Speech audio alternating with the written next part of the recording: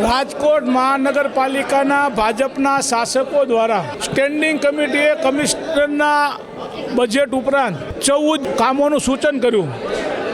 જેવી જે 14 યોજનાઓ બનાવી, 14 યોજનામાંથી 7 યોજના ફક્ત પીપીપી ધોરણે છે. એટલે ક્યાંક ને ક્યાંક ભાજપના મળતિયા લોકોને ખટવવાનો પ્રોગ્રામ છે. ક્યાંક ને ક્યાંક હપ્તા લેવાના, ભ્રષ્ટાચાર કરવાનો મોકો મળી ગયો છે. પીપીપી યોજનાની ભાઈ કહો કે બેન કહો એવી નવી યોજના બીઓટી ધોરણે રાજકોટની પ્રજાને જે રહેઠાણના મકાન મળશે. બીઓટીનો અર્થ એમ થાય છે બાંધો, સંચાલન કરો અને સોંપો. આ ગુજરાતી અર્થ છે.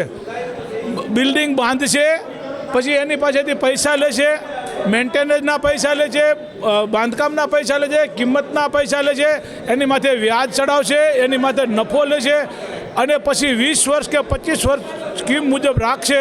પછી આ સોંપોમાં કોર્પોરેશનને સોંપીને જશે, જેમાં કરોડો રૂપિયા આ બિલ્ડર કમાશે. એમાં લાખો કરોડો રૂપિયા ભાજપના ખિસ્સામાં જશે. આ યોજનાઓ છે.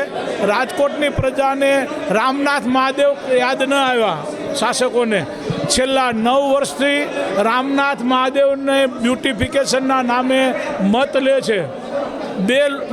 બે લોકસભા ગઈ, 2 ધારાસભા ગઈ અને આ બીજી કોર્પોરેશન જશે. પરંતુ રામનાથ મહાદેવનો ઉદ્ધાર કરવાની જગ્યાએ પોતાના ખિસ્સાનો ઉદ્ધાર કરી રહેલા ભાજપના શાસકોને મારે કહેવું છે, કમસે કમ ભગવાનને તો છોડો. આ લોકશાહીનું ખૂન છે. સંસદથી લઈને પંચાયત સુધી દરેક વિરોધ પક્ષ હોય એના સભ્યને, એના નેતાને બોર્ડમાં બોલવાનો સંપૂર્ણ અધિકાર છે. બોલવા ફરજિયાત દેવા પડે છે.